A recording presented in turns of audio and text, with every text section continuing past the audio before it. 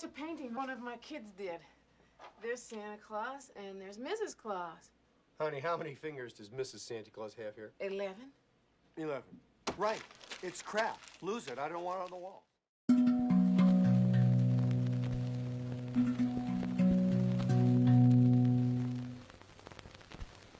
The wild geese do not intend to cast their reflection. The water has no mind to receive their image. If I could sing or play an instrument for you, I would sing and play an instrument for you. If I could dance for you, I would dance for you. If I could paint for you, I would paint for you. But my thing is words. But the problem about words is that you may listen to them. And that would be a mistake. For all I am doing is painting with words. And the message that is being sent is nonverbal. Anything you write down in a notebook to take home, to think about, forget it. For in fact, I'm not going to say anything that you don't know already. But the perplexing problem is that you don't know you know. Chung Tzu says, the fish trap exists because of the fish. Once you've gotten the fish, you can forget the trap. The rabbit snare exists because of the rabbit. Once you've gotten the rabbit, you can forget the snare.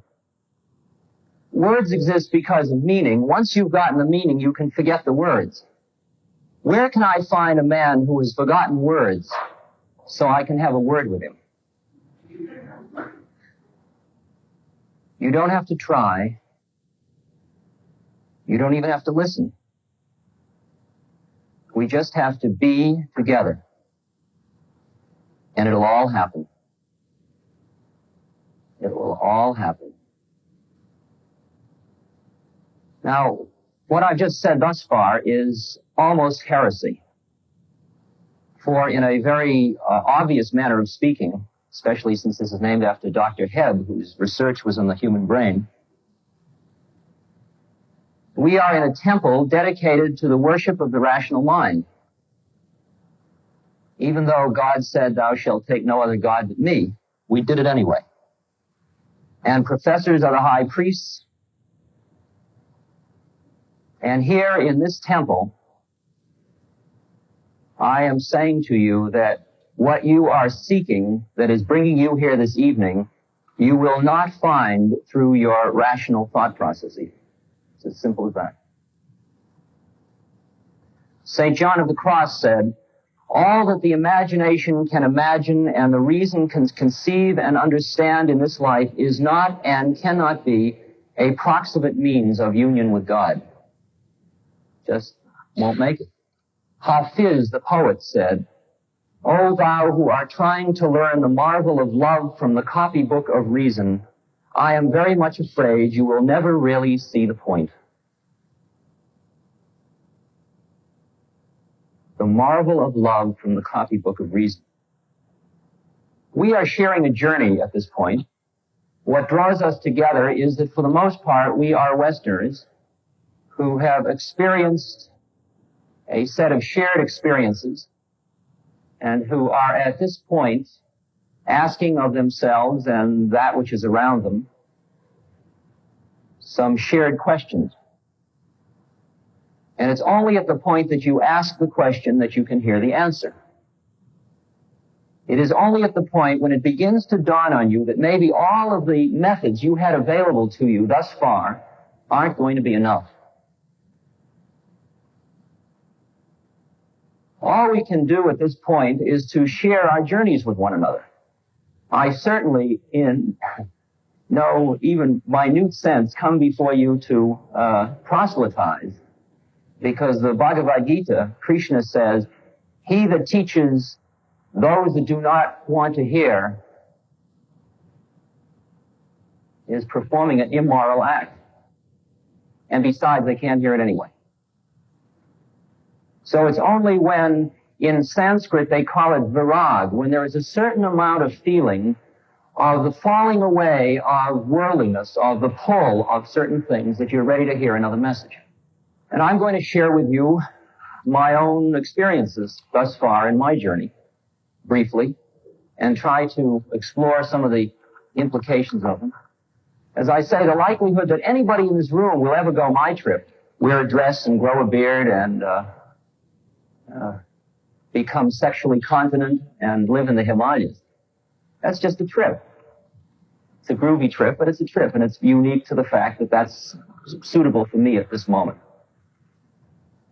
Each pilgrim on the path has to find his own way. However, all paths lead to the same place. And therefore, by hearing of other people's journeys, you can get clear as to where it is you're going, and you can get some of the dynamics of method comparatively, perhaps. My story is a story of 3 chapters. The first chapter I can tell most briefly at this point in my life. It used to be the longest chapter. The second chapter is a little longer, and the third chapter is perhaps the pertinent one for the evening. Chapter 1, I trained to be a social psychologist in the field of child development and personality theory. I got my PhD from Stanford, and I was a professor at Harvard. I taught at Cal and Stanford and Harvard.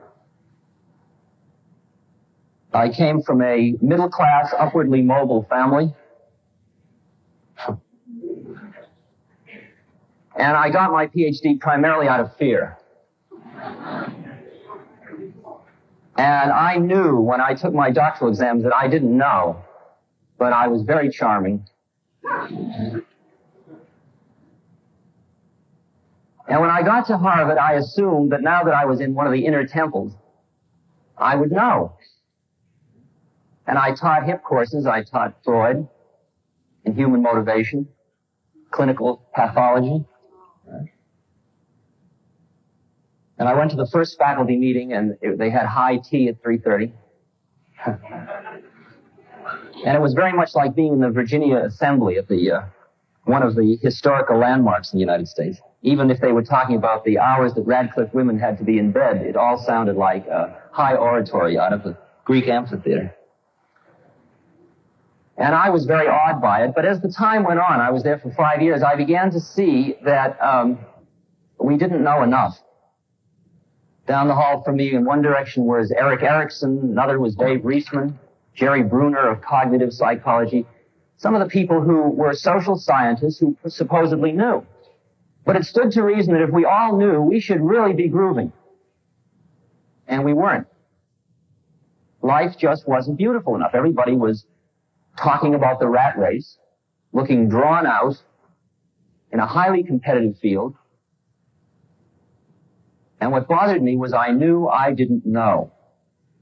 But if you look in other people's eyes to get the image of who you are, it's pretty good. And everybody kept saying, well, he's a Harvard professor, so he knows. And my mother was proud of me. And I had collected all of the symbols of success in society, or at least a large number of them. I had a Cessna airplane, and a Mercedes-Benz, and a Triumph motorcycle, and a bachelor apartment full of antiques, and I had groovy dinner parties with bouillabaisse and white wine. And I went skin diving in Nassau, and, and I sat on important committees. But every now and then, just before I'd be going to sleep, or when I'd be in the bathtub or something, there'd be that moment when there wasn't somebody else's eyes to look into to tell me how wonderful I was. And I knew that it wasn't enough. It didn't make it. And tenure was being dangled before my nose if I merely got my, quote, publications in order. And I thought, well, I have 40 more years of this. And I think it is most likely that I would have gone along at that pace, just collecting more and more badges. But down the hall from me, I was a big empire builder. I had 40 research assistants and 2 secretaries and 4 offices at Harvard, and I was in 4 different departments. And down the hall from me, in a little closet-like room that didn't have any secretaries and nothing going, sat a man, and we became drinking buddies, and his name was Timothy Leary. And one evening, we talked about Mexico, and he said he was going to be in Mexico the next summer and invited me to visit with him, and in a drunken moment, I said, well, why don't we fly across the north of South America, because I'm a pilot. And he said, that's a great idea. So we made a plan, and I neglected to tell him that all I had was my student license.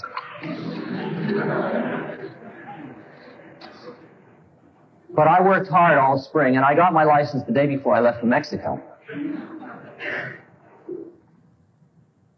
And it was a hair-raising trip, and I arrived at Cuernavaca, where Timothy was, and he had just ingested these mushrooms, which are called tiananactol, or flesh of the gods. And he said he had seen more in 9 hours than he had learned in all his years as a psychologist. And there weren't any more mushrooms around. So we didn't go to South America. We hung out and talked about the mushroom. And then we went back to the United States, and I was away. I was teaching at Cal as a visiting professor. And when I got back in the spring, one night, on the night of a large snowstorm, I was invited over to Timothy's house. I was visiting my parents in this suburb near Timothy, about a few blocks away. And I walked a few blocks to ingest psilocybin, the synthetic of the Mexican mushrooms. And after a kind of a melodramatic social scene in the kitchen over whether the dog was going to die, it's that peculiar situation you get into when you've taken a psychedelic, because the dog had been out running in the snow and was panting, and the question was he panting naturally or not, and how would we know?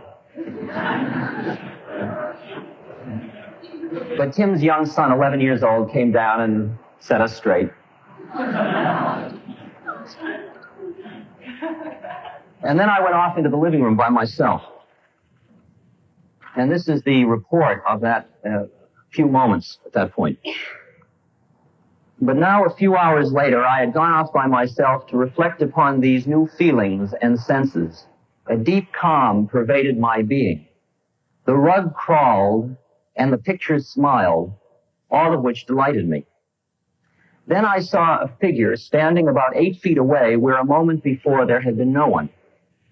I peered into the semi-darkness and recognized none other than myself, in cap and gown and hood as a professor. It was as if that part of me, which was Harvard professor, had separated or dissociated itself from me. Well, I thought, I worked hard to get that status, but I don't really need it. So it's over there and I'm over here, so I'll give it up. So I won't get frightened. Okay. Again, I settled back into the cushions, but at that moment, the figure changed. Again, I leaned forward, straining to see. Ah, me again. But now it was that aspect of me which was the social cosmopolite. Okay, so that goes too, I thought. Again and again, the figure changed, and I recognized over there all the different aspects I knew to be me. Cellist, pilot, etc. With each new presentation, I again and again reassured myself that I didn't need that anyway. Then I saw the figure over there become that in me which was Richard Alpertness. That is, the basic social identity by which I had always acknowledged my existence. Sweat broke out on my forehead.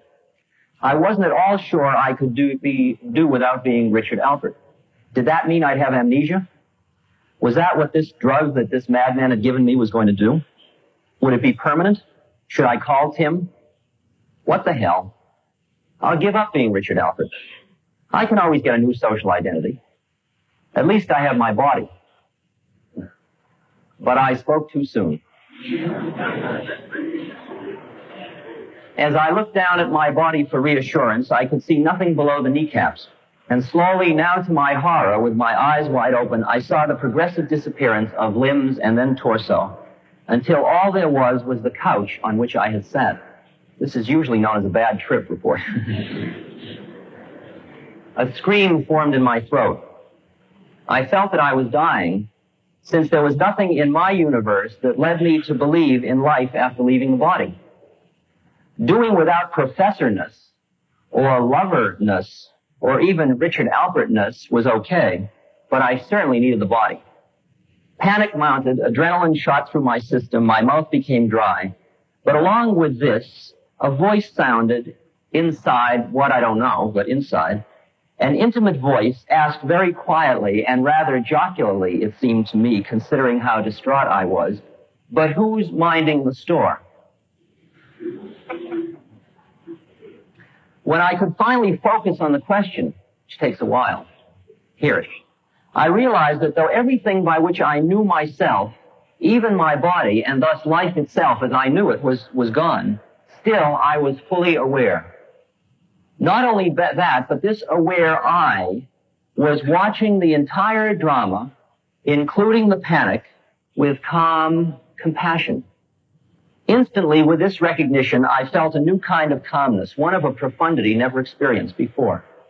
I had just found that I, later I called it a scanning device, a point, an essence, place where I existed independent of social and physical identity. That which was I was beyond life and death. And something else, that I knew. It really knew. It was wise rather than just knowledgeable. It was the voice inside that spoke truth. I recognized it, was one with it, and felt as if my entire life of looking to the outside world for reassurance was over. Now I need only look within to that place where I knew. Fear turned into exultation. I ran out into the snow laughing. In a moment, the house was lost from view, but it was all right because inside I knew. At about 5:30, I walked through the silent land the few blocks, my heart full to overflowing with the joy of my newfound self. At my parents' home, I felt the urge to clear the walk, as any good young tribal buck might. Happily, I set about the task. Then the upstairs window flew open, and there were my parents. "Come to bed, you idiot." Nobody shovels snow in the middle of the night.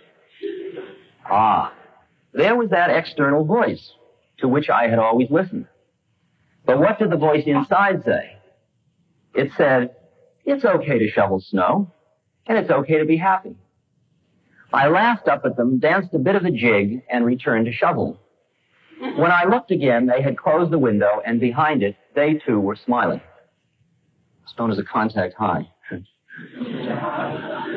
Now, the reason I read that to you at some length is because I want to read you one other thing of 2 paragraphs, which is an anticipation, a foreshadowing of chapter 3, of a 17-year-old middle-class high school student with no particular spiritual training. Quote, "I was sitting alone in a room on the first floor of my uncle's house.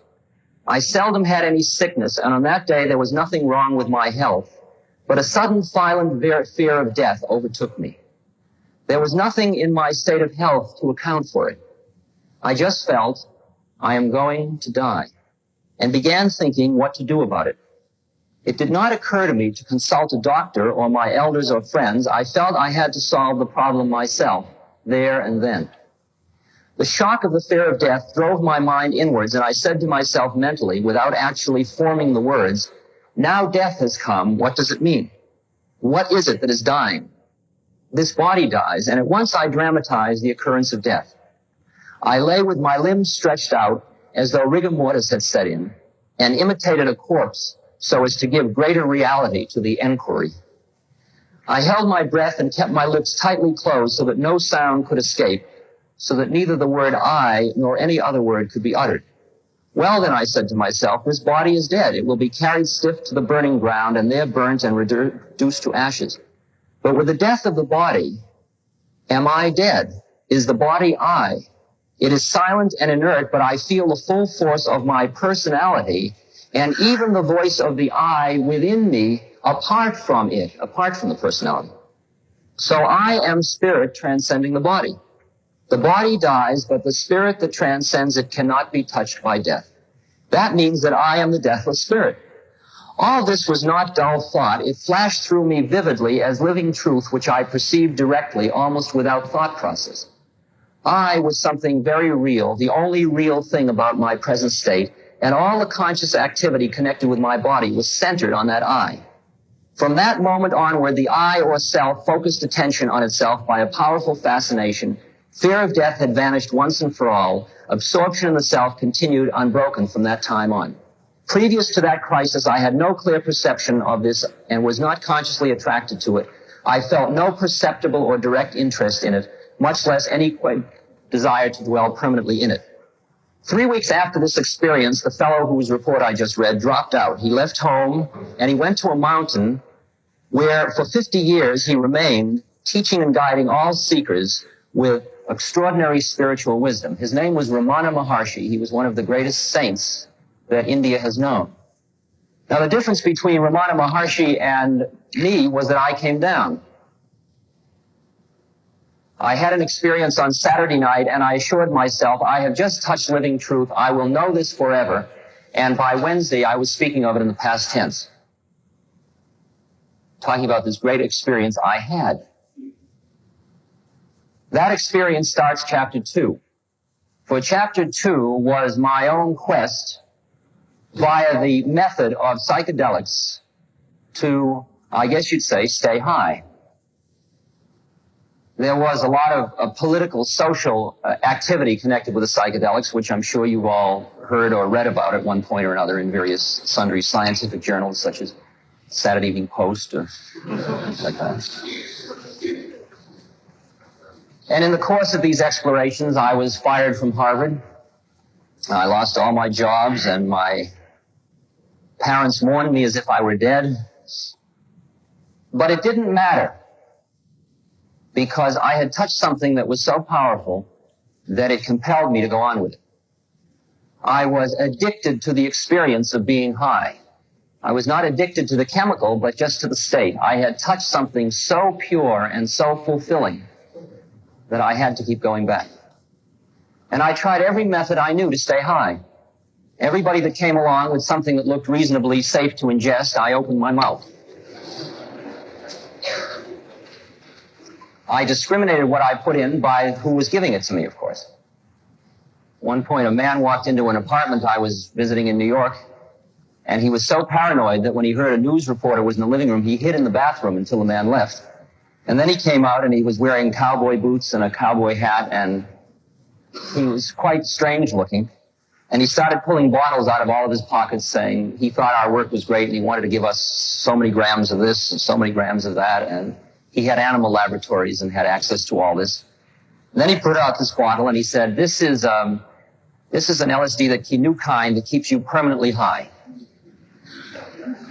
And he put it on the table. And we all silently looked at it. And then the question arose, how does he know? And if he is what that is, I don't want it. Christ has a beautiful parable to describe those days. And when the king came in to behold the guests, he saw there a man who had not on a wedding garment. And he said unto him, Friend, how camest thou in thither, not having on a wedding garment? And he was speechless. Then the king said to the servants, Bind him hand and foot, and cast him into the outer darkness. There shall be much weeping and gnashing of teeth. And that's what would happen. You could force your way in through the door into the wedding feast, but you couldn't stay there. And I kept figuring that if we could change the chemistry, we could, and then that didn't seem to be working. And then I understood that it had something to do with what I was saying a few years back, getting straight. You had to get straight. But I didn't really understand what that meant.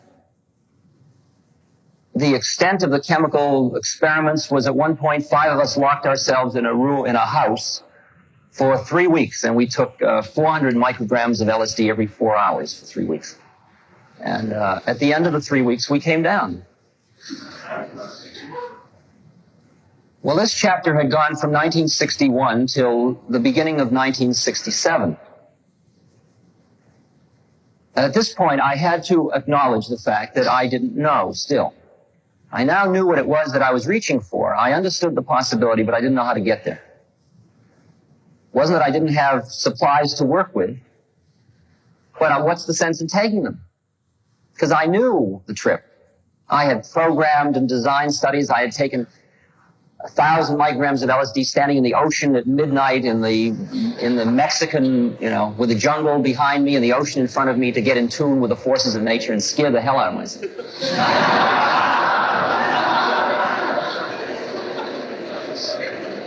And at this point, I was going around as a lecturer talking about psychedelics. And there was no doubt that they were important and that they were showing us a possibility, but they weren't a full method, or at least we didn't know how to use them. Now, at this point, a friend of mine came along, a fellow who I had guided through his first psychedelic experiences. He was an unusual fellow. He was About 14 and a half, he had gone to the University of Chicago. He got to wait till he was 21 to get his international law degree. At 23 or 4, he was teaching in the United Nations. At 27 or 8, he started his own company, which he sold when he was 34 to Xerox, and he became an executive, and he retired after a year and took his $5 million to become a Buddhist. It's happening faster and faster these days. And he wanted to go in search of holy men in the East. We had suspected along the way that the East, of course, was doing all of the work that we were just touching, and they knew all about these things. But many of my friends had gone to India, and they had come back saying there are many good pundits, that is, knowledgeable people, but there is nobody that seems to really know. And the frightening thought occurred, what happens if we are the people that know most in the world at this moment? That's pretty scary, because we don't know. And there's a paternalistic thing, you want somebody to know, somebody wise to be sitting there, that knows. And I was kind of discouraged because I didn't think I was going to find anything, but I didn't know what else to do. I had blown it in psychology. I had used up my psychedelic chemical possibilities as far as I could think of them. So I went off to India. We started in Iran and went looking for Sufis, and then through Afghanistan, and we went on a first-class Western trip. We had a big Land Rover with a candy-striped camper top on it, bottled water and canned sardines, soft beds up on the back of the car. We saw the mass of India through the windows of the Land Rover. We scored great hashish in Afghanistan, and so it was all seen through a kind of a fog of hashish. We went and we had darshan of the Dalai Lama, and we went to the Burning Ghats, and we went to Delhi, and we went to where Buddha delivered his first sermon, and we did the whole trip. And I took 1,300 slides, and I collected groovy musical instruments, and I had many tapes of great music, but nothing had happened at all. And I had this bottle of LSD, and when I'd find what seemed like holy men, I would give them an LSD, and we'd talk about it. They'd say, well, I'd like to try it. And I'd say, well, it just so happens. And I thought maybe they'd tell me what it was. And some of them said, it gave me a headache. One old Theravadan monk, Buddhist monk. One fellow said, it's good, but not as good as meditation. One fellow said, where can I get some more? In general, most of the messages were messages I had received before, and I did not feel that any great light had been shed at that point. And I got to Kathmandu, Nepal, and we were about to go on to Japan. And I started to experience very deep despair, because that was sort of like the beginning of the journey home, and I didn't see any reason to go back. What was I going back to? I had used up everything. I had nothing new to say. I didn't know enough.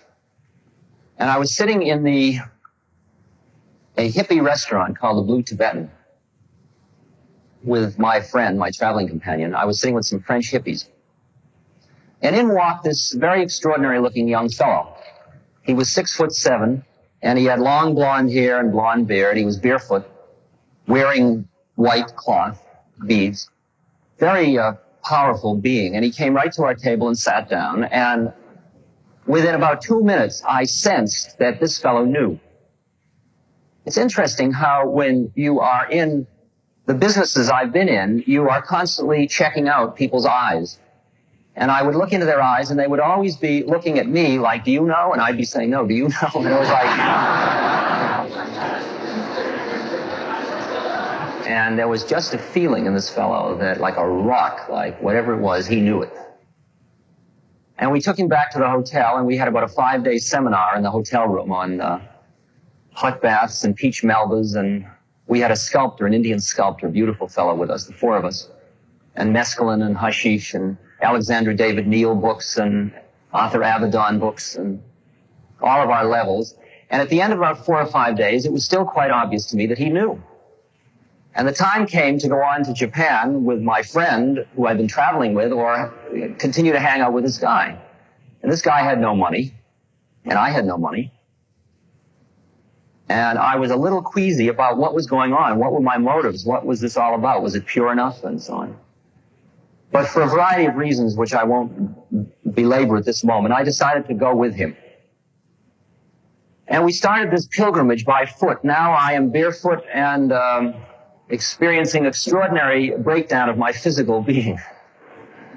Dysentery, sleeping on the ground and on wooden tables so that all my hips are all black and blue and aching, and my feet have blisters on them, and I'm exhausted because all day long I'm walking behind him trying to avoid walking in cow dung and pond juice and people spit. And I came from a very well toilet-trained background, and this was... And he was very compassionate, although not having much pity. And he'd say, well, why don't you fast for a few days? You'll feel better. Your body will develop the bacteria. It's cool. And he started to train me in a most unusual way. I would say to him, did I ever tell you the time I was in Mexico flying? And he'd say, don't think about the past. Just be here now. How long do you suppose we're going to be on this trip? Don't think about the future. Just be here now. He said, if you can be here now, when then is now, you will have super consciousness and super energy, and you will know just what to do. I'd say, boy, do I feel crummy. He'd say, emotions are like waves. Watch them disappear into the distance. I had nothing left to talk about.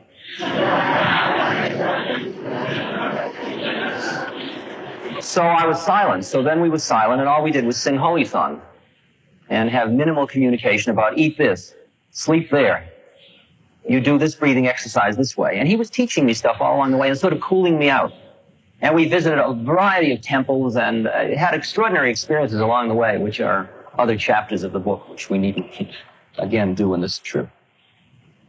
After about 3 months, and I was going through a lot of mixed feelings, because after all, here I had come to India. I was an ex-professor. I was 35 years old, and I end up following around a 23-year-old guy from Laguna Beach.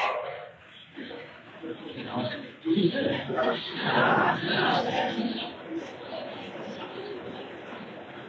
Whoever wrote the script clearly had a sense of humor. There was no doubt about it.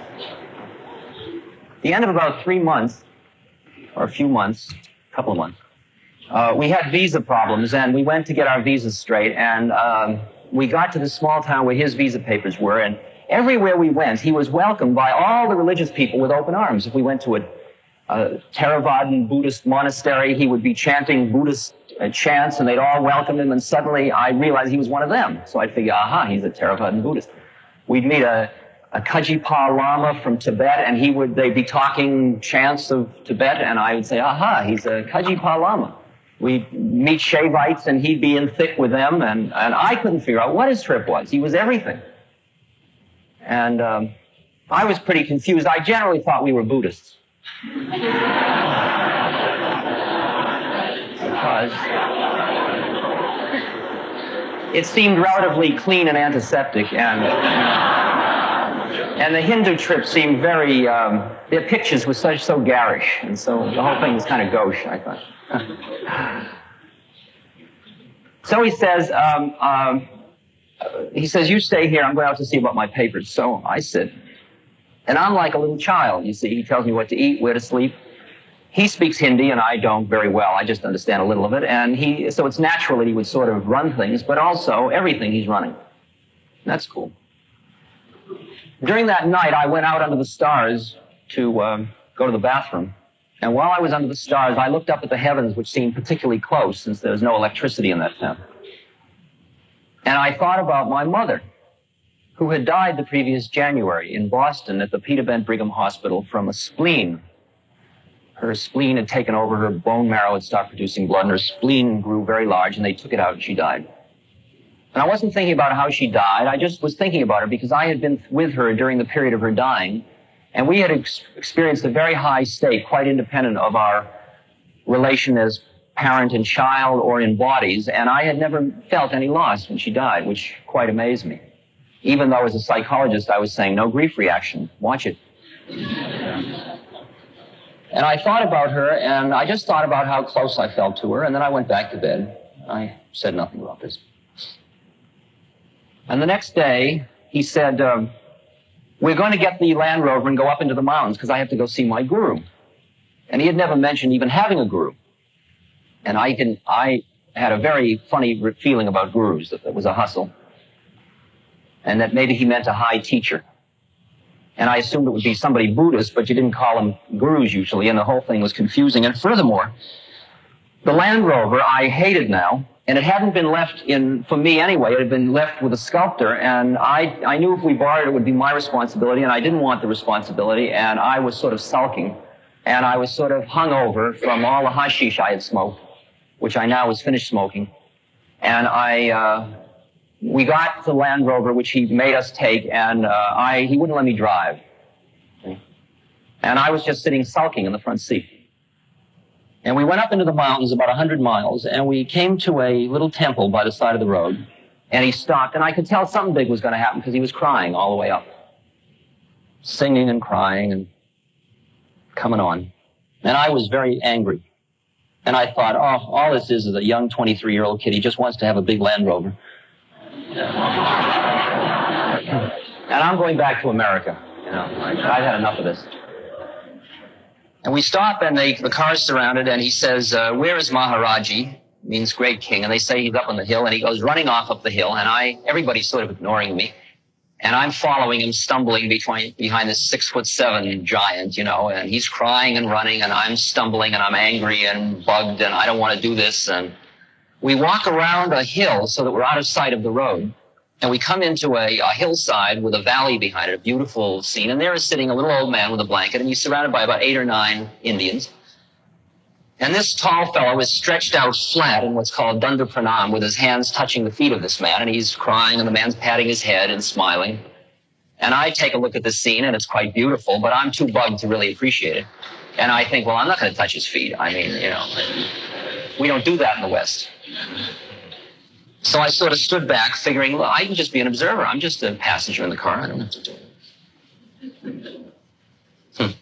After a little while, this old man pulled his hair, and he said to him, have you got a picture of me? And the boy said, yeah. And he said, well, give it to him. So I thought, gee, that's very nice, you know. This little old man's going to give me a picture of himself. Then I smiled, thank you very much, you know. See, there was a guy who would translate. The school principal was one of the 8 people, and he would sort of say everything in English afterwards. And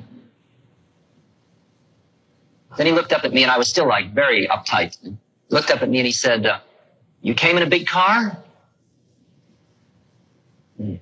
Like the one topic, see, that I'm uptight about. So I said, yeah. He said, you'll give it to me?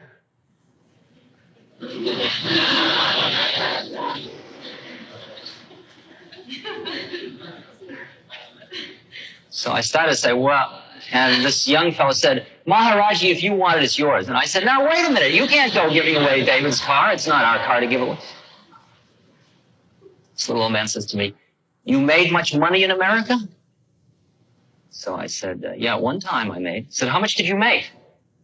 So I was into bragging. I needed something for my ego. I said, well, one year I made $25,000. So they all figured that out in rupees, and everybody was impressed. It's like 60 billion rupees or something like that.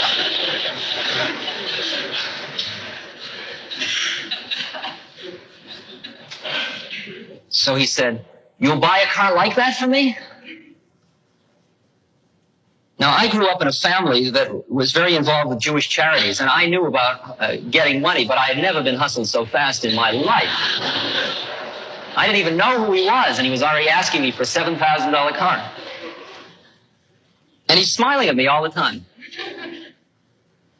He's putting me on. That's really what it boils down to. So I said, well, perhaps. And then he says, take them away, give them food. And we're taken off and given food. A big sumptuous feast. At the end of the feast, we rest, and then we're brought back to him. And he says, come sit. So I go and sit down. He said, you were out under the stars last night. You were thinking about your mother. Yeah. She died last year. Closed his eyes for a second. He said, she got very big in the stomach before she died. I said, yeah. He says, spleen. She died of spleen. When he said that, two things happened to me. One was that my mind raced faster and faster and faster through every conceivable CIA super paranoia I could conceive of to figure out what was happening to me. I mean, who was putting me on? Like, had they brought me here? Was this some monstrous training program? And a dossier was spread behind this little man. He pushed a button and the ground opened up. And like, that's very far out because even the guy I was traveling with didn't know that stuff. And I was just a passenger in the car. Boy, they're really good at big game. And I went through like, what are the probabilities, you see? Because, see, in the past, I was in this position that when things like this happened, they didn't happen to me usually. They happened to somebody else. And I said, well, that's nice. You certainly have to keep an open mind about those things.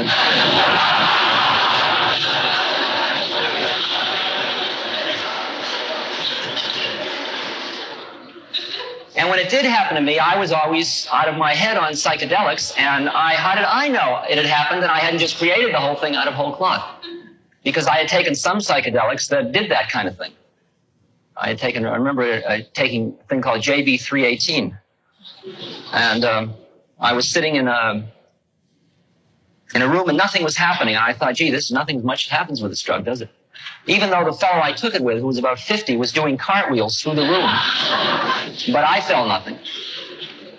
And then this girl from the community I was living in walked in and she said, would you like some lemonade? And I said, that would be great. And she poured this glass of lemonade and it got to the top and she kept pouring and it went over the side and down the side and across the wall and up the wall and across the ceiling and down and under my pants. And then it went back up and my pants got wet and I moved and then it went back up and as it touched the glass disappeared and the girl disappeared and my wet pants were no longer wet. And I turned to Ralph Messner, who was sitting next to me, and I said, Ralph, the most unusual thing just happened to me.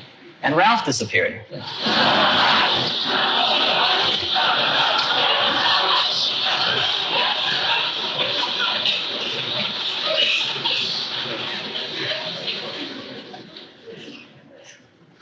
And thus I was perfectly willing when the people at Harvard said, you people have been taking these drugs, you are therefore not reputable scientists anymore as observers. And I was perfectly delighted to say, I will be data. Study me, and it may be, it's too bad what happened to those guys in the 60s at Harvard, So my mind went faster and faster and faster, and then it went through every desperate ploy and search through all the storage units. And then just like a computer that has been fed an insoluble problem, finally, so the machine doesn't burn out entirely, a red light goes on and a bell rings and the machine stops. And that is what happened. My mind just gave up. And simultaneously, and this was not, I couldn't experience it as cause and effect. All I experienced it was the simultaneity of it. He was looking right at me and sort of just looking right at me. I felt this very violent tugging sensation in my chest. It was very painful. And I started to cry. And I cried and I cried and I cried. And I wasn't happy and I wasn't sad. The closest I can come to description of feelings was like, I'm home, or it's over, or whew, or it's all right, or wow, that kind of thing. Cried and cried and cried, and they took me away. And I was taken to a temple about 12 miles away, and I was given a nice room, and I was sitting in the room, and during the evening I was very confused, and at one point I was going through my shoulder bag, and I came to the bottle of LSD. I thought, this guy is going to know what LSD is, because he knows everything. I'll have to ask him. Next morning at 8 o'clock, messenger comes, Maharaji wants to see you. We go over the 12 miles to the temple. I'm just approaching him about 5, 6 yards away from him, and he yells out, have you got a question? And I take one look at him, and all I want to do is touch his feet. I don't have any question. It's so warm and beautiful, and there's so much light coming out of him. And I say, no, I don't have any question. And he gets very impatient. And he says, where's the medicine? Medicine? So the guru brother says, well, maybe he means the LSD. I said, LSD? Acha, the LSD. Bring the LSD. So I go and I bring the bottle of LSD. I hold out my hand. He wants to see. So I hold out my hand and pour it in. He says, well, what's that? And I said, well, that's LSD. And what's that? That's STP, and that's Librium, it's Tuinol, and, it's my traveling kit.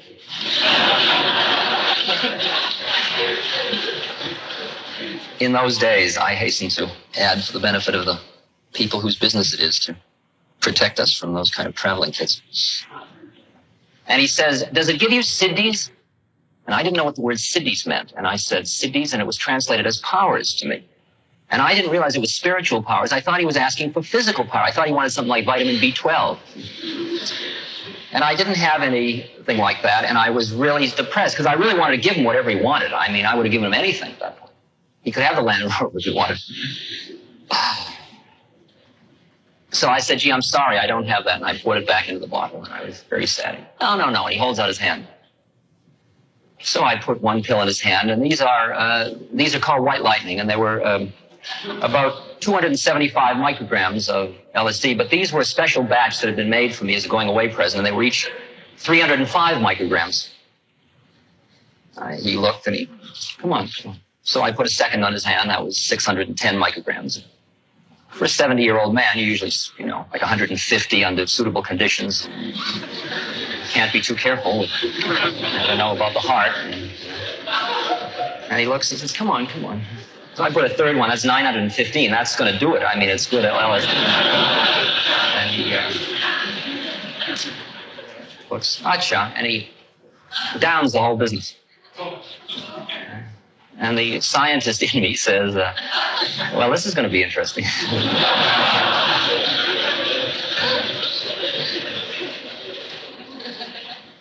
And all day I hung around, and every now and then he'd twinkle at me. And, of course, nothing happened at all. So that was the answer to that question. He continued to manifest these, what we in the West call miracles, certainly the capacity to know everything I was thinking at all times. And lest ye see wonders and miracles ye will not believe, and that certainly was helping. But it was only a more trivial part of the whole undertaking, it turned out. I never left the temple. I just stayed there. They took me over. They didn't ask me if I wanted to stay. There were no contracts, no promises, no anything. They just bought my clothes and put me in a room. And I met this man who then became my teacher, who was a disciple of the gurus. No place to hide.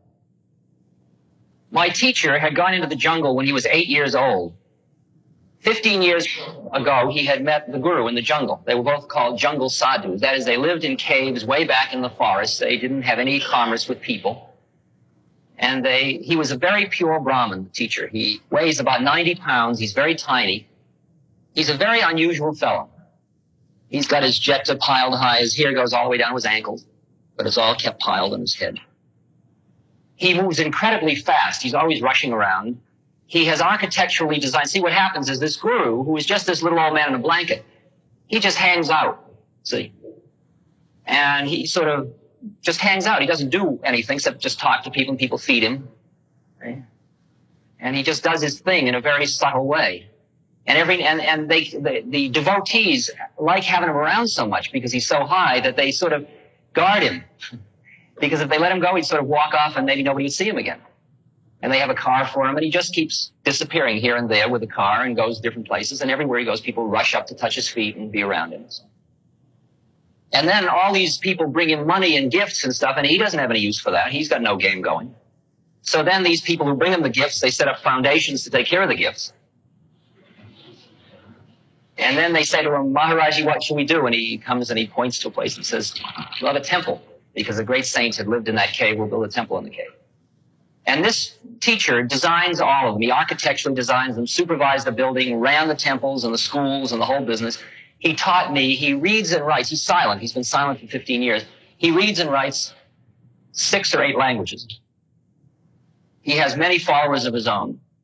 His food intake for 15 years, and I lived with him and I saw what he was taking. His food intake for 15 years was 2 glasses of milk a day. That's it. That's it. He is a scrupulously honest, perfect guy. He is not, you wouldn't consider him a realized being. He's caught in what's called the golden chain, the sattvic chain, the chain of being pure. He's being good. And he taught me everything, and he taught me so subtly. He taught me so subtly that I never knew I was being taught anything.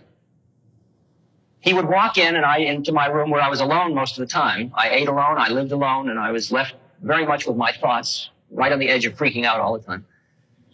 And he'd walk in and he'd write on the slate, "If you wear shoe leather, the whole earth is covered with leather."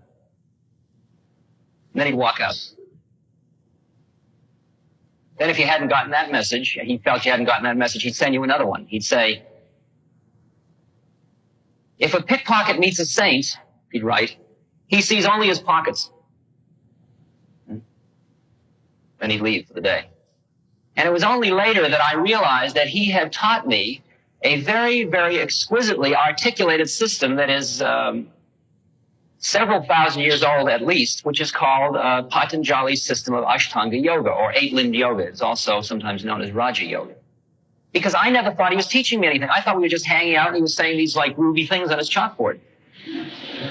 And he never gave me the feeling that he was saying anything to me that was new. It was all, sure, of course, right, that's the way it is. The yoga consists of 8 limbs. The first 2 limbs are purification. The third limb concerns the body, asanas, which you sometimes know of as hatha yoga. The fourth limb concerns pranayama, or control of pran, or life force or energy, through breath control. And the fifth through the 8th concern methods of controlling the mind. And all I can say to you is, as a reasonably competent social scientist, I have never yet seen such an exquisitely articulated system as that. And furthermore, I would say to you that it works. The schedule, the life I led in the temple, very simply, was I'd get up around 4:30 in the morning. I would go to the river to take my bath with a lota pouring water over me, barefoot through the snow, rush back to the huddle by my coal brazier, do breath pranayama, do asanas, do meditation, take tea in the morning, meditate in the morning, and read holy books.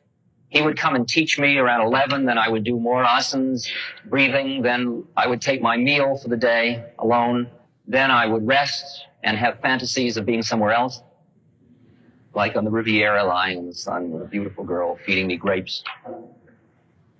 And then I would study some more, or read, or write. And then people would come, we'd sing holy songs, and then I would do breathing again, and then asanas again, and then meditation, and I'd take some warm milk, and I'd go to bed.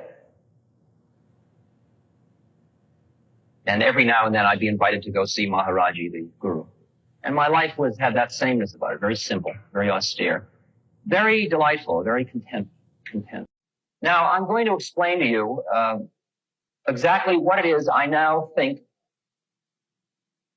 I'm going to talk to you from within this system. I'm going to explain to you how it all is. I'm going to remind you that there is a place in you that already knows everything I'm going to say, as you'll understand in a minute. What the teacher wrote on the slate, the first thing he wrote was, desire is a trap, desirelessness is moksha, or liberation, desire is the creator, desire is the destroyer, desire is the universe. Desire is a trap, desirelessness is moksha, or liberation, desire is the creator, desire is the destroyer, desire is the universe. You recall Buddha's 4 noble truths? Buddha went and sat under the Bodhi tree in Bodh Gaya for 7 days, and he saw how it all was, and then he came back to teach. And he said, who will I teach? And he thought, well, gee, I'll lay it on the guys I used to hang out with when I was doing austerities. And they were at Sarnath at the deer park, and he went there, and they were all bugged with him because he was no longer doing austerities, because he wasn't being pure like they were. And so when he came along, they said, let's ignore him, because he's not on the trip anymore. But he came up and he was all shiny and light was coming out of him. And so they found themselves, in spite of themselves, honoring him. And he sat down and he said, they said, we're not going to listen to you though, because you don't do the thing anymore. He says, well, I'm enlightened now. And they said, yeah, but you don't do the thing. He said, but I never before told you I was enlightened, and now I'm telling you I'm enlightened. And I'm going to tell you how it is. And then he proceeded to lay on them how it is, with 4 truths. Truth number 1, all life is suffering. That's a hard one. What does that mean? Birth involves suffering, death involves suffering, sickness involves suffering, old age involves suffering, not getting what you want involves suffering, getting what you don't want involves suffering. And he says even getting what you want involves suffering because it's in time and it's going to pass away. Say you want to be the playmate of the month, you become the playmate of the month, and next month you're not the playmate of the month anymore. Lay not up treasures where moth and rust doth corrupt, was Christ's way of saying it. Problem is, if it's in time, you're going to lose it. So even getting what you want has an element. It's like riding a wave on surfing. The wave's going to end, even in endless summer. His second noble truth was the cause of suffering is craving or desire. If you didn't crave life, you wouldn't fear death. You wouldn't suffer. If you don't crave something, you can't suffer about it. The third noble truth is if you give up craving, you end suffering.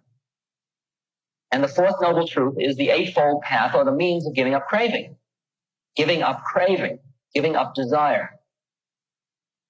And now my teacher, who is a Hindu, is saying to me, desire is a trap, desirelessness is liberation. Desirelessness is liberation. What does all that mean? What it means is extricating oneself from attachment. It means, quote, renunciation. And what does renunciation mean? To us Westerners, it means a guy like Milarepa sitting in a cave where he's been eating green nettles and he's covered with nettle fur and he looks like a bag of bones and you got to give up everything. Well, it has nothing necessarily to do with that at all. Because what is required on this trip is renunciation of attachment. Renunciation of attachment. Dropping out, not in the external sense, but in the internal sense. It doesn't matter what the external trip is. Any one of them will do. It's the internal process that changes. Now, how do you do that, and what is that about? And how can I tell you how Maharaji reads my mind? Take this meditation. Remember I read you that thing about the 17-year-old Ramana Maharshi? Ramana Maharshi does Gyan Yoga, the yoga of the mind beating out the mind. It's like Zen. And he says, do the following. And he says, just do it relentlessly. Sit down and follow the method of Vichara Atma, the method of self-inquiry. Sit down, you say, who am I? And then you say I until you have I placed in the middle of your head, and you can hear it in there in the middle of your head. I. I'll just take you quickly through it. We won't do it this morning. You say, I am not this body. And then you experience your torso as object and I as subject. I in the middle of your head. Then you say, I am not my 5 organs of motion. Then you experience your arms as objects, your tongue as object, your legs as object, your anal sphincter as object, your genitals as object. With the I in the middle of the head as subject. You note them all. You note your arm doing its thing. You note it. Then you say, I am not my 5 senses. Now, you've all been in the situation where you're in a room where a clock is ticking, and you start to read something, and you get so involved in what you're reading, you don't hear the clock ticking. And then you finish reading, and suddenly the clock is ticking again. Well, that's an involuntary example. You see, the clock continued to tick, your ear continued to hear the clock tick, but you were no longer attending to your ear hearing the clock tick. So at this point, you don't turn it off. You just note your ear hearing, your eye seeing, your nose smelling, your tongue tasting, your skin feeling. Then you say, I am not my 5 internal organs, and you go through respiration and breath, and you digestion and excretion and perspiration and circulation. Each of them, you either fantasy it or experience it as object. And then you come to the stinker, the clincher, the powerful one, the key to the whole thing. When you've done all that, and it may take you months to get to that place, then you say, I am not this thought. What thought? The thought of I am not that thought. And you begin to see your thoughts as if you were looking at a ticker tape news thing going by you. I am not this thought. What thought am I not? The thought of I. Here I am. Where's here I am? Here I am is over there. Where am I? Where am I? And if you can play this one out, at that point you have gone behind your senses and behind your thinking mind, and you pass through a doorway, and you enter into another state of consciousness. And another state of consciousness is discontinuous with your normal waking state of consciousness. William James, the philosopher, said, our normal consciousness, our normal waking consciousness is but one special type of consciousness. Whilst all about it, parted from it by the filmiest of screens, there lie other types of consciousness quite different, each having its own field of application and adaptation. No account of the universe in its totality is complete, which fails to take into account these other types of mentality. But how to consider them is the question, for they are so discontinuous with our normal waking state of consciousness. And you go through a doorway at that point into another state of consciousness. Now, if you are able to do that, where is it you go to? You go into a thing which is called samadhi. That's one name for it. You go into a low level of samadhi, and there are 8 or 9 stages of this. Keep that in mind for a moment, and let me introduce another metaphor to you, a metaphor in the Western framework. Think of a solid object, mass, as a pattern of energy. We know that. We're hip, sophisticated people. We know that. We know that though this seems solid, it is in fact a pattern of slowed down light. Just seems solid to our particular sense receptors. Now imagine if this is a pattern of energy, then light is also a pattern of energy. Sound is a pattern of energy. Thought is a pattern of energy. And what then is energy? And you get into a finer and finer form of energy because behind that one there's another one, and behind that one there's another one, and behind that one is another one. And you finally get down to the state of energy that is so fine, it is no longer unique. Right? It's no longer unique. That is, if you think of an atom as having electrons and neutrons and so on, protons, even the electron, which has a uniqueness to it, is made up of some of these, a pattern of these finer things.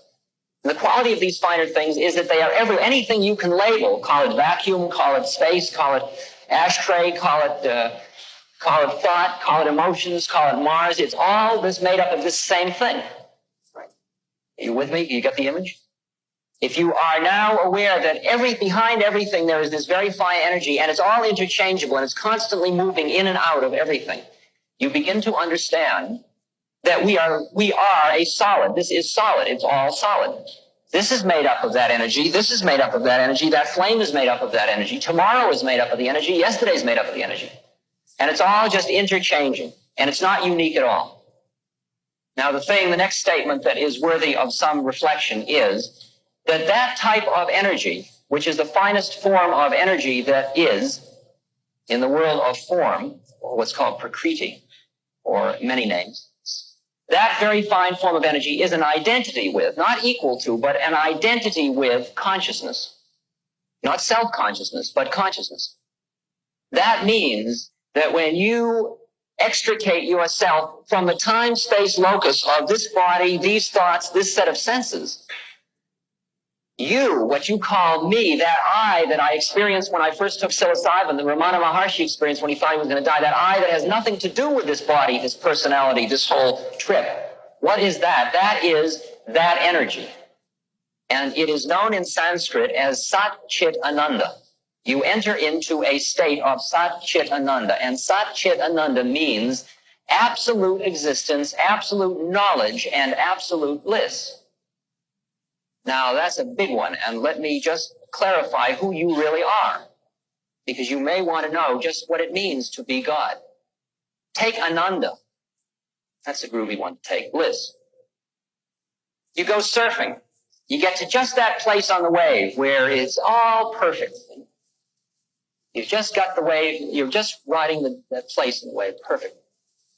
Yeah, right, here we are. Wow, oh, is that good? It's that timeless moment. You're right there. You paint a picture and you get to the place where the picture is just coming out itself and it's perfect. It's just the way it's supposed to be. Yeah, right. You're doing a scientific research project and you see a relationship. Oh, wow. Yeah. You get a degree and everybody's proud of you. Oh, yeah, you get a moment of that thing again. That feeling for a quick second, it's all right, yeah. Oh, it's so good. The method that most Westerners are most familiar with for getting to that little place is, of course, the sexual experience. Because at the moment of orgasm, you transcend, if albeit briefly for most Westerners, you transcend your ego. And it becomes merely an experience in which there happen to be 4 legs and 4 arms and 2 heads and movement. And you are part of an experience. And there is a moment in there when you say, yeah, wow, oh, right, I just like to stay right at this place forever. It's called fulfillment. It's called contentment. It's called a feeling of well-being. It's called it's all right with the universe. It's called, yeah, it's called isness. We got lots of names for it. It's unnameable. Right? It's a state. It's a state of being. It has nothing to do with doing. It's a state of being. It's a moment. It's an eternal moment. It's outside of time. That place which you identify with your method of getting there. So if you're a surfer, you say, baby, all I want to do for the rest of my life is surf. And if you're a sexual gymnast, you say, oh, man, all I want to do is make out forever.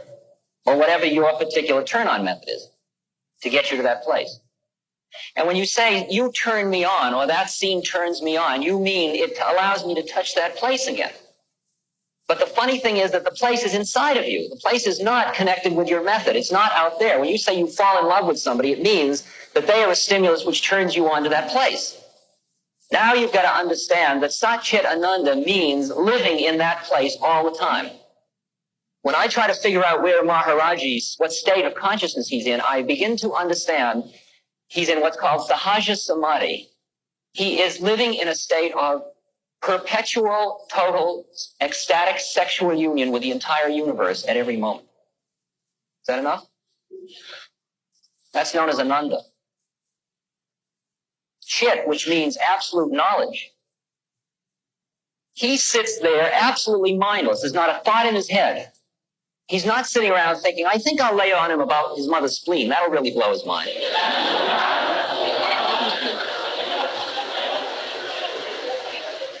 There's no ego there at all. He's just absolutely sitting there mindless. And out of my needs comes that particular thing. And here's the extraordinary issue of what renunciation or surrender is about, because it's so beautiful. He is sitting there mindless, and out this thing comes.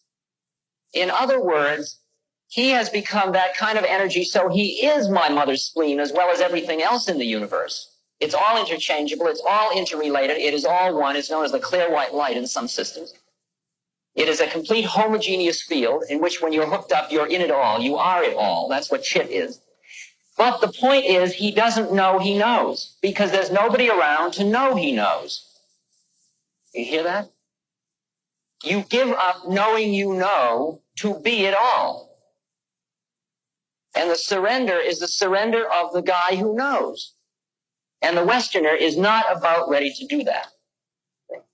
And what the Westerner is on is what's known as the asymptotic curve of the subtle sphere. It's a curve that never meets the place, but it sucks you in further and further and further because you almost know you know. You see? You get very far out. You see so much. You begin to see. I had a friend, Aldous Huxley, who was in one of these places. And finally, he was down to practically one word. I mean, he had a beautiful command of language, but everything was blowing his mind all the time. And he was going around and all he'd say was, extraordinary. Everything he would look at, anything, extraordinary. He was seeing how it all was, and he was gasped by seeing how it all was. But finally, you've got to give that one up too, you see? And the thing that's so interesting is when you start to go into samadhi, the first thing you go into are these waves of bliss like you've never had before. Oh, God, it's so good. Oh, boy. But the Vedas say, keep going, baby, don't stop now. The problem is you've got to give up the experiencer.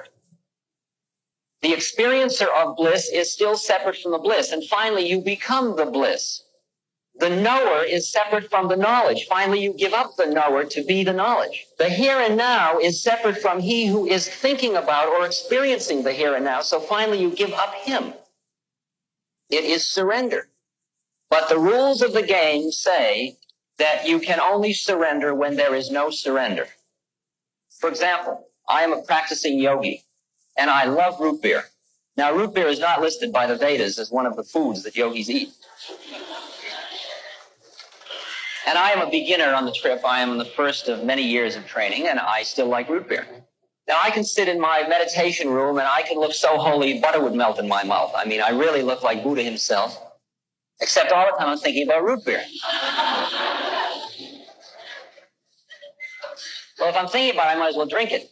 But every time I drink it, I strengthen the whole habit of drinking it. But if I don't drink it, I sit and think about it.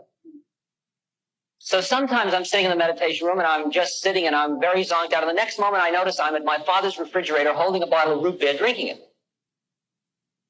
And at first I go through, oh, damn it, drinking root beer again. And then I see that putting myself down for drinking the root beer is just another form of attachment too. Ramana Maharshi says, instead of sitting around wailing and saying, alas, I am a sinner, get on with it. If you spent all that energy doing your thing, you'd all be enlightened.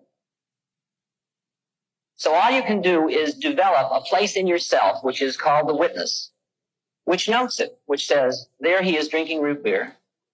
There he is putting himself down for drinking root beer. This is what is known as karma yoga.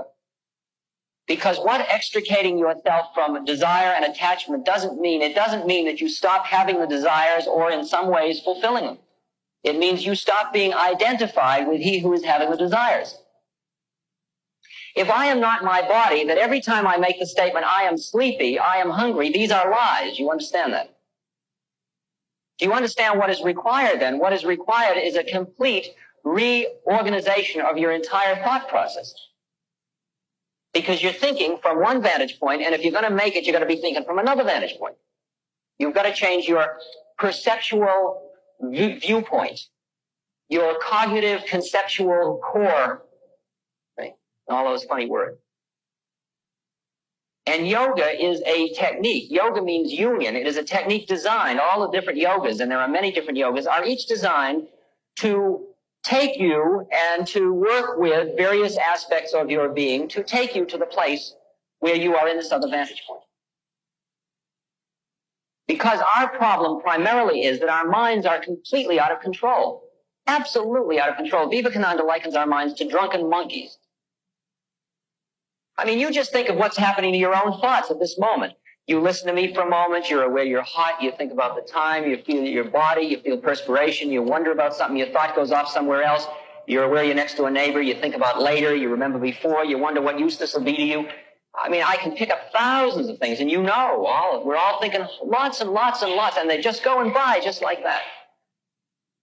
The rational mind, which is the highest tool that man has for gaining enlightenment, is also the most powerful trap, it turns out. And what has happened is our minds, which are in effect servants, have become masters. I mean, if at this moment a naked girl walked out of that room and walked up here, all your consciousness would be copped. Right? You just take all your consciousnesses with you. Maybe one person here would be able to just keep right on with, no, here we are. Huh? You are your senses. You are your thoughts. And the game is to calm your mind down so that you are no longer your senses and your thoughts. In that way, you are free of them, and then they become the servants they were meant to be, and you can use the exquisite response mechanism that is the brain and thought for what it's supposed to be used for, without it running the ship. If you went to Ceylon to become enlightened, and you went into a Theravadan monastery, you would walk in and you'd say, I want to become enlightened, see? And they'd say, well, that's very nice.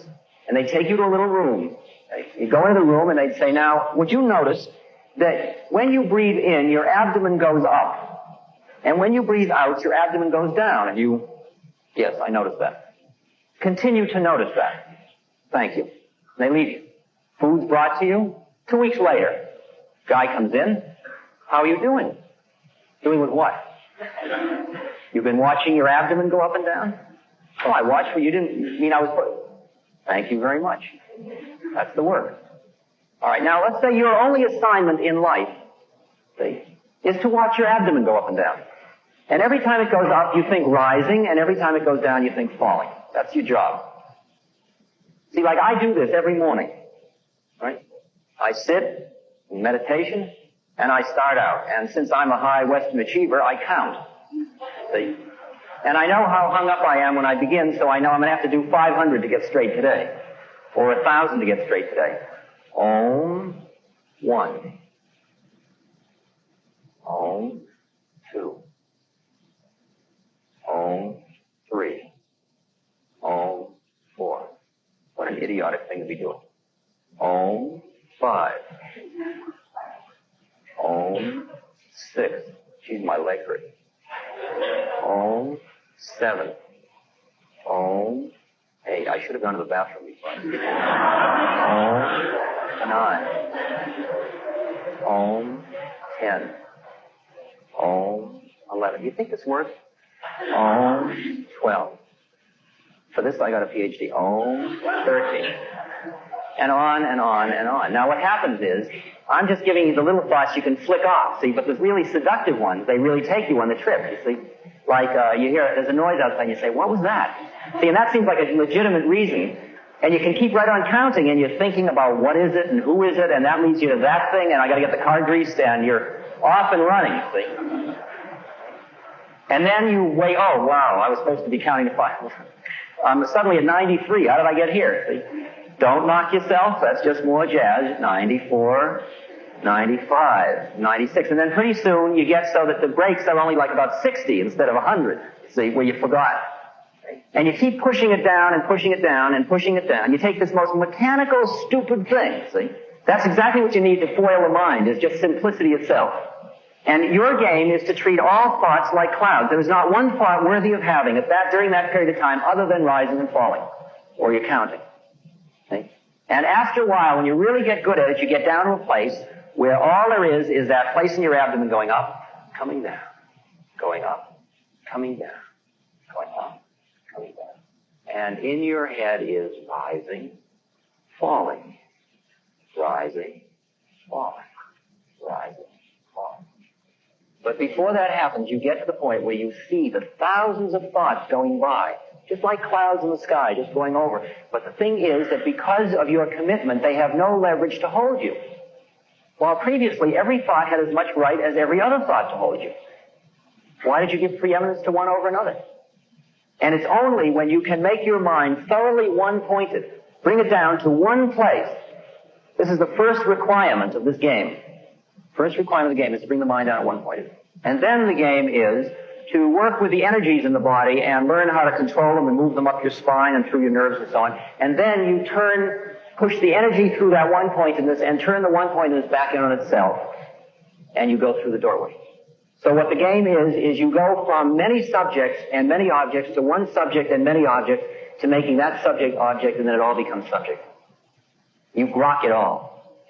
Right? You are one with it all. That's the root. That's the root of Gyan Yoga, the yoga of the intellect.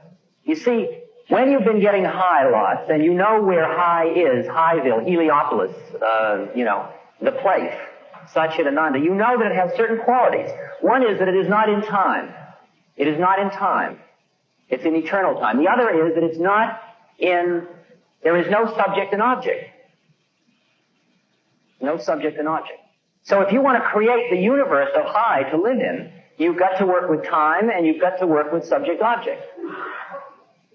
I'm just giving these as clues. We won't get into that at the moment.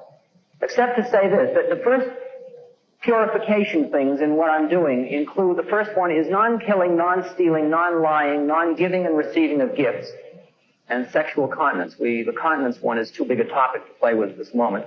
But let's take to the others because they all fit together. If I have anything going in my head that keeps you him, we cannot be high together.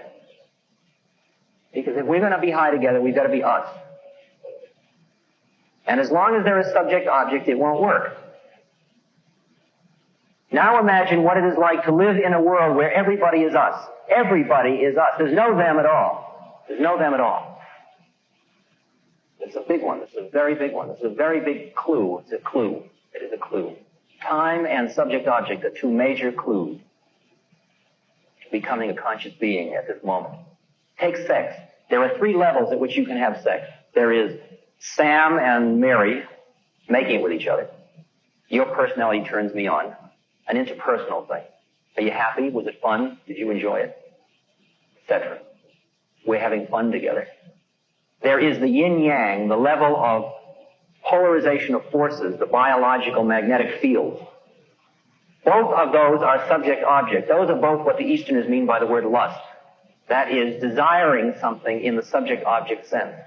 There is a third level at which the two of us become one, and from this one place, one consciousness, and two bodies, then we perform a dance, and that dance creates the energy which we feed in to keep us as one. You hear that? That's very, very high stuff. Very high stuff. Anything in you which makes you see somebody else as him or her is the reason you're not high all the time. Is the reason you are not conscious all the time. Consciousness all the time means total compassion for how it is in the universe at every moment. Compassion means total empathy with how it all is. It means grokking it. Just as you understand how your hand works, you understand how it all is because you are it all, because your ego is not getting in the way, because your desires are not distorting what it's all about, because you're not identified with your desires. If you are horny and walk down the street, all you see is what's makeable. If you're hungry and you walk down the street, all you see is what's edible. If you're an achiever and you walk down the street, all you see is who's competitive with, or what you can achieve on, about. Desires, motives affect perception. And we know that from social psychology. The only thing in social psychology that we don't know is that there's an out. I was teaching from a social psychology book, which was a good, respectable social psychology book just 7 years ago, that said man is the sum of his social roles. Wow. Take that. It's rough karma. See, and the funny, peculiar position we're caught in is that many of us have touched a possibility and we are awake to how beautiful it is and we want it to be beautiful, but we want it so bad that our want, our desire corrupts our efforts. That's the situation we find ourselves in. Because it is as obvious as the nose on one's face when you look at protests that the protesters create the people who just against whom they protest. That as long as you are identified in the polarity and attached at the polarized position, you create your polar opposite. If I see you as him, that puts into you a reaction that sees me as him, and there we are, separate. And only can I say, I disagree with you when I understand that you and I are one. And that's the basis from which I'm working. Only when you can say, yes, Richard Nixon is us, and J. Edgar Hoover is us, and Mao is us, and Cho Min is us, and on and on and on. And the hippie is us, and the speed freak is us, and the heroin addict is us, and the psychotic is us. Then we can get on with it. It's a reversal of figure and ground. Going from the position where you are completely addicted to individual differences, which is what the Western trip is, to the point where and I use the Western trip only to mean rational materialism. It is not unique to the West, except it's the Greek-Roman trip. Except for some of the mystical elements in Plato and Heraclitus. And as long as you're into individual differences, you're into subject and object. And you flip it over and you see in which they are all the same. I'm driving along in New York State and a policeman stops me because I've got a very old 1938 car and it looks weird. And I've got a long beard and I look funny. And I got a funny license plate and it's all strange and there's a stop and frisk law. And so he stops me. And he comes up and he says license and registration and he is being him. He's being a policeman. What I am doing is doing my mantra. I'm doing a centering device, a heuristic device for keeping me centered in the place where we are one. And I hand him my license and registration. At the same moment, I am here. I am not identified with him who is handing the license and registration. This has got to be very pure or it doesn't work, I'll tell you, by the way. I don't come on to him to look how beautiful I am, I'm a flower child, or, why are you a policeman? Come on, be groovy. No hustle. I don't say a word. We never miss a step in the Leela Rasa, in the divine dance. He's doing his policeman thing. I'm doing my far out unusual person. I'm just kindly giving him my license. And he says, do you have any guns in the car? I say, no, I don't have any guns in the car. Any drugs in the car? No, I don't have any drugs in the car. What's in that? I say, these are some mints. Would you like a mint? And all the time I'm right here. Right here. It's a psychic place. It is not, it's a vibrational rate, by the way, I'm talking about. I am right here. And after about 3 minutes, he begins to dig he's in the wrong place. Because he's busy being a policeman. But the fact is that all of us are busy with our melodramas. We're all in patent place, you see. But behind our roles in patent place, which were just determined by central casting for the evening, like, there are a lot of parts for audience tonight. Who wants to play? Okay. Come over as audience? All right. We need one holy man left over from Christmas. Right. At the end of the evening, take your bread and go home. It's all over. Great. We played our parts well. Everybody playing their part? Are you busy listening? Watch it. Don't get caught. Just because you're going to play Hamlet, don't be Hamlet. Right. Because here we all are. All of us are right here in a place where we are noting him speaking and him listening and her listening. You can be in the melodrama or you can see the melodrama going down, and here we all are too, right? This is a psychic state. I'm just doing my inside. The funny thing is, all the time I'm talking to you, I'm not talking to you at all. I mean, it's very far out, and you may feel gypped. He never came that night.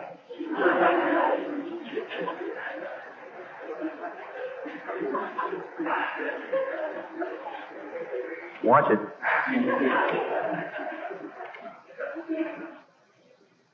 Because inside, all I'm doing is, Monday, fed me, hung out, Monday, fed me, hung out, Monday, fed me, hung out, Monday, fed me, hung out, Monday, which I've been doing for about 1.5 years. And it's going on in my bowels, and it's like inflating a room inside me where I am. It's like a cave. It's a groovy heart cave. It's called a Hridayam, and I hang out in the cave, and I hang out with Buddha, with Christ, with Ramakrishna, with Ramana Maharshi, with anybody else that wants to come out of their melodrama and be in the cave. It's not located in time and space. And here I am, and I'm watching this whole thing go down. I'm watching him speak. So I'm with the policeman, and pretty soon he begins to sense that there is a nicer place to be than where he is. Right here. All I can say is, as I drove away, which is very unlike state troopers, he was waving at me, saying, "Goodbye, Richard, have a good trip."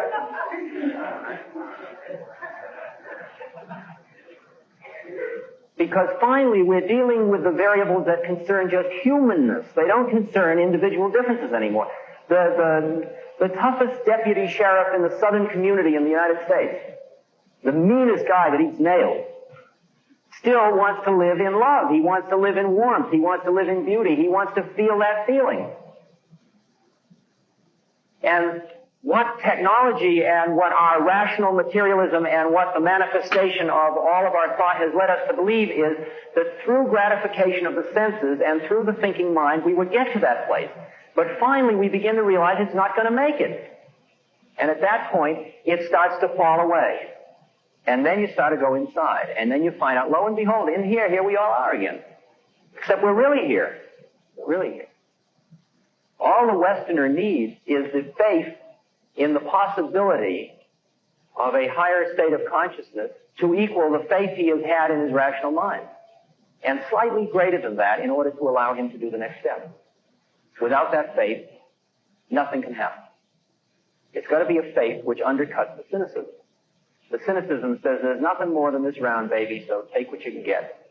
Because when you die, you're dead. Die, you're dead. But who in fact we are has nothing whatsoever to do with that.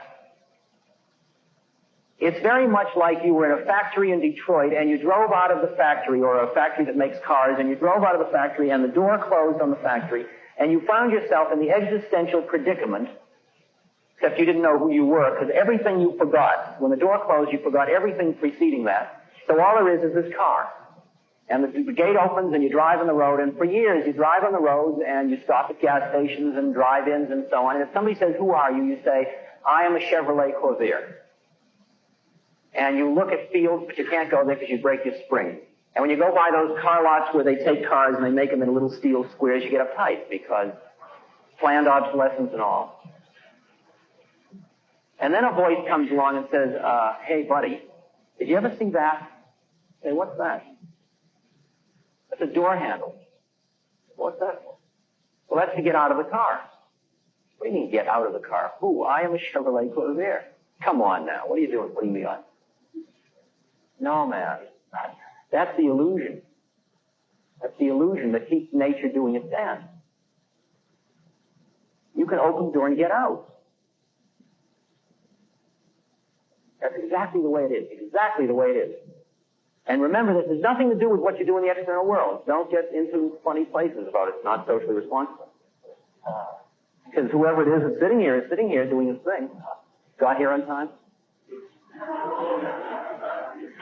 He's a rent-a-robot. I move him from place to place. He's like Charlie McCarthy doll.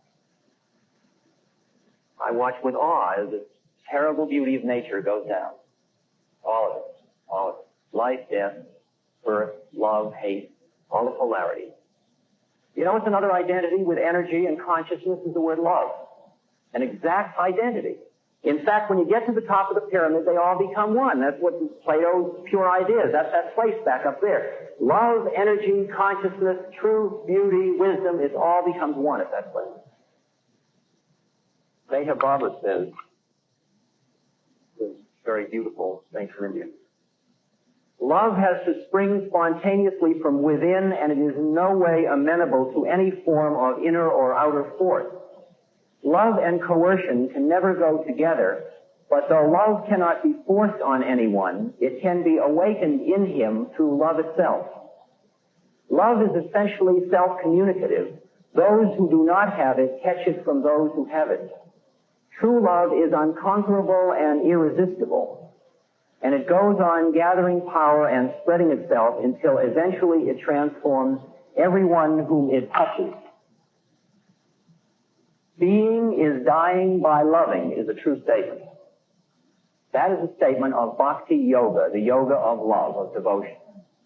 If you ever have experienced being so in love with somebody that you are more concerned about their happiness than your own, you loved yourself right out of your egocentricity, you understand bhakti yoga. Because the minute you turn that to loving in another person or in the universe that which is universal rather than that which is finite. You don't love Mary because she's Mary, and you don't love Mary because she's got a beautiful bod. You love Mary because she's God. And you honor her and worship her, and your making love to her is a form of worship. And everything else you do all day long in everything 24 hours a day is a form of worship, of making the profane sacred. That's what it's all about. You want to be high, just change your consciousness around. You want it bad enough, you'll do it. It's work, but it's totally joyful work. Imagine, John, all you got to do is love everything. That's not bad. But you see, the funny thing is, it is not the verb love, because the verb love takes an object. Love moves.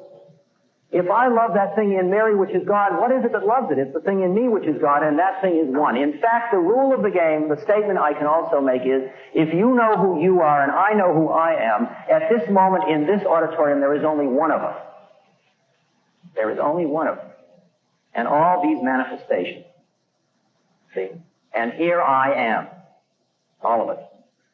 Right? Here we are. Here I am. We, I, is the same. So when you are loving, and the game again, you see, is you got to love yourself so much that you can be love, because it's the sea of love. When you say I am in love, it's like being in a tub. Come on into love. See? It's an extraordinary place you get. Because once you get beyond, once you see your personality even is merely like the fenders on the Chevrolet Corvair, you understand that. All of the melodrama of the neurosis and, such a problem. Wow. I mean, then mental health work is like a fender repair. Because that isn't who we are anyway. Why don't we just get on with it? Everybody I meet now is the same person. How do you like that?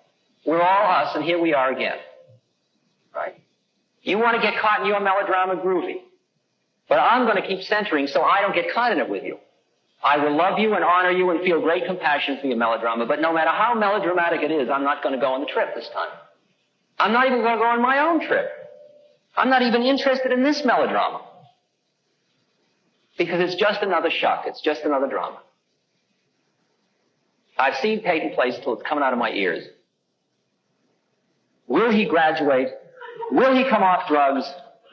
Shall I give up my virginity?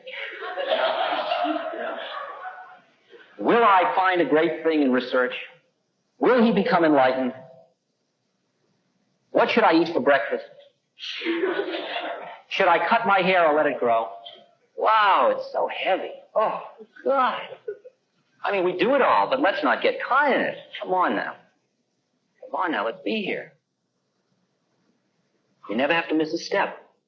You don't have to go to the Himalayas. You don't have to drop out. You don't have to do anything. You just have to become conscious. It's as simple as that. Just get on with it. Just find a center. Until you have a center, you're just a mechanical response mechanism. You come into this class, you sit down, somebody draws a board, think this, you think that. 15 minutes, the bell rings, you go out, you know. Turn left in the maze, now eat, now. Groovy.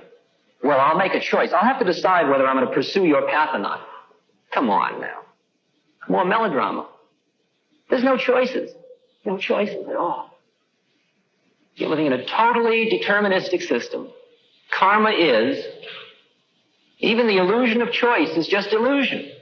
There's only freedom when you're a fully conscious being. You're not free. Choices are only apparent choices. It's all worked out. I mean, I've been hanging out with this cat in the Himalayas who knows the future.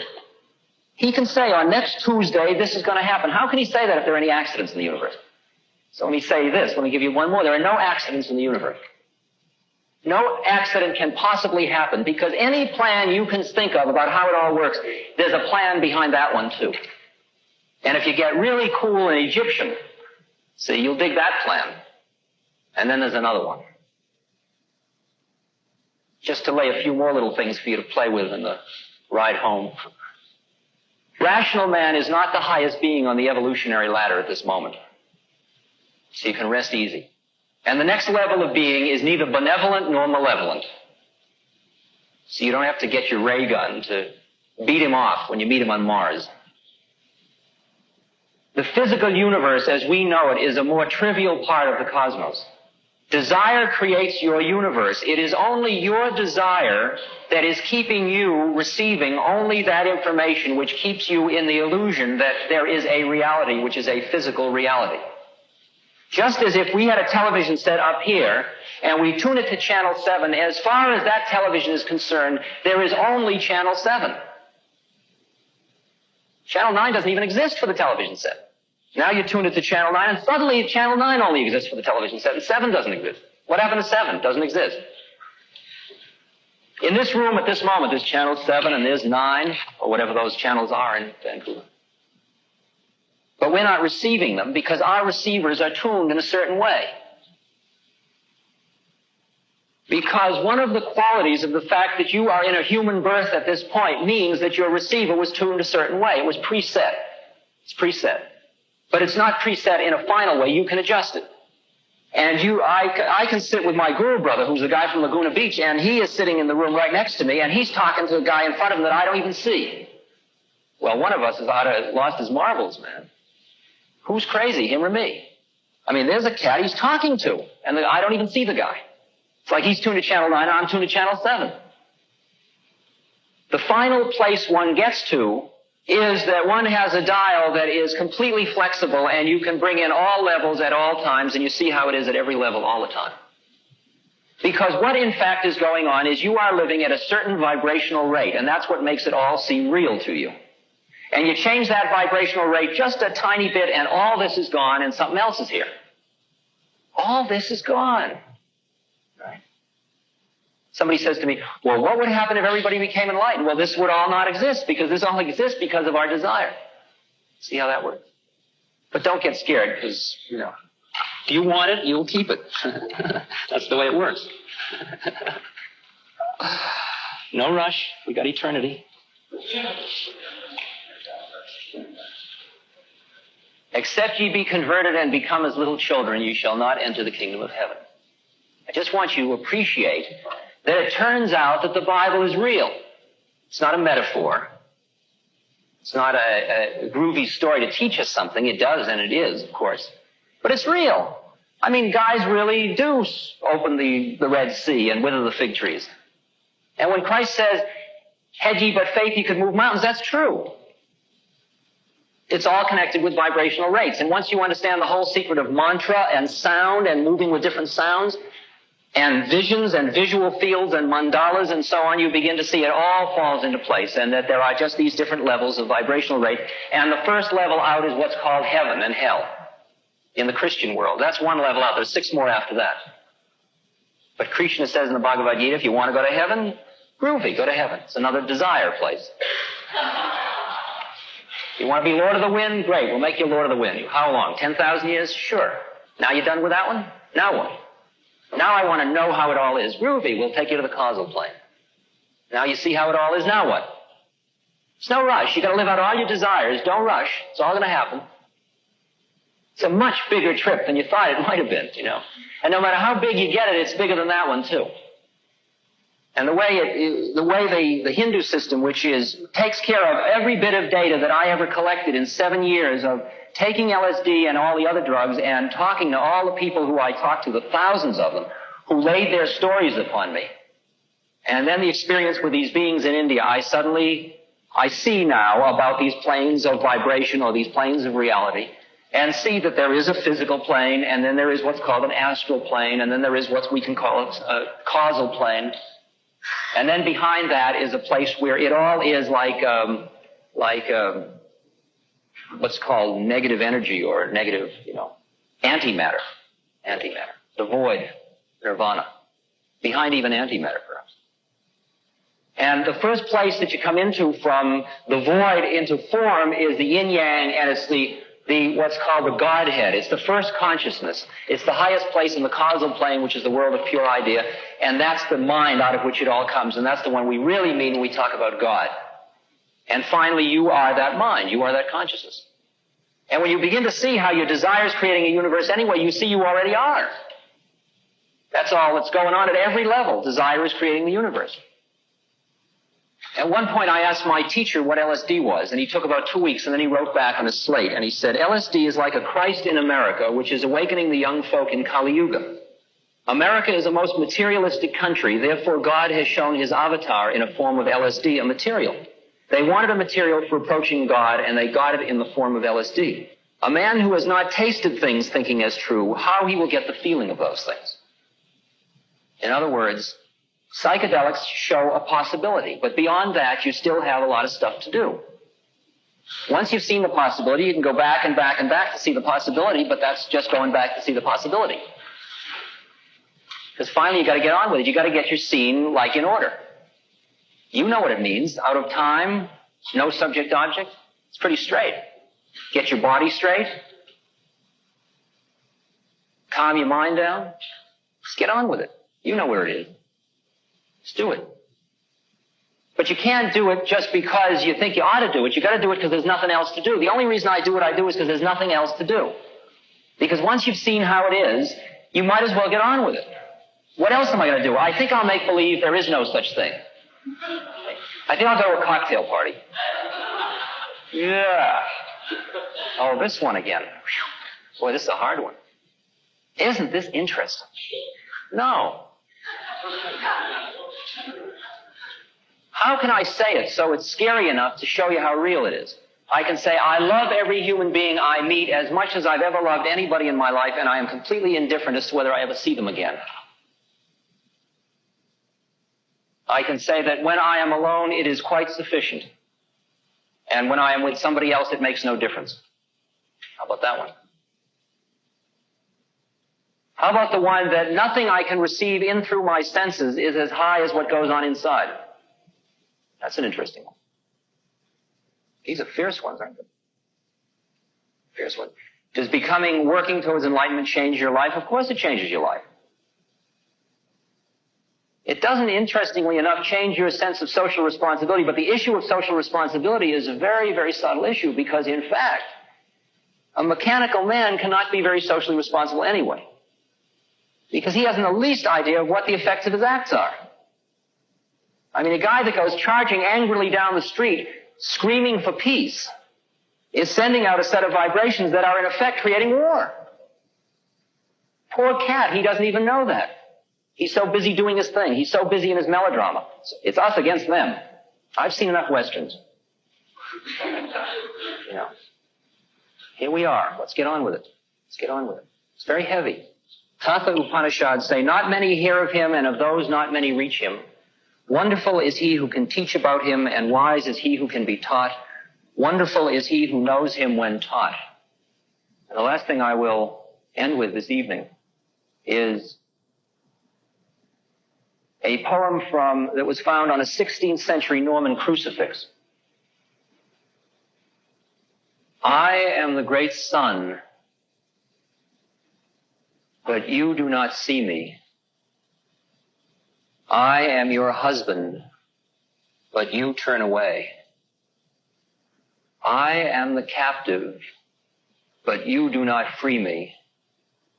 I am the captain, you will not obey. I am the truth, but you will not believe me. I am that city where you will not stay.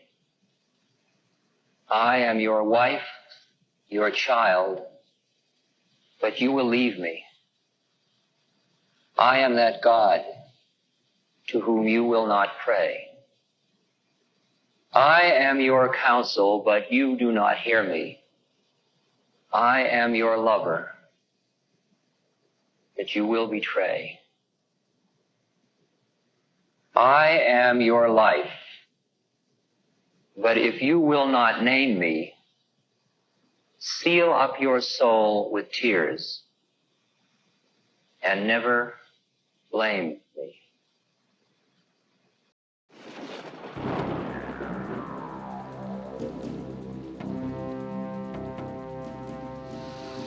Acid rain.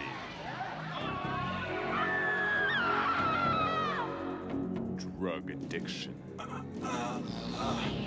International terrorism. Freeway killers. Now, more than ever, It is important to remember the true meaning of Christmas. Don't miss Charles Dickens' immortal classic, Scrooge. Your life might just depend on it. Not bad, huh?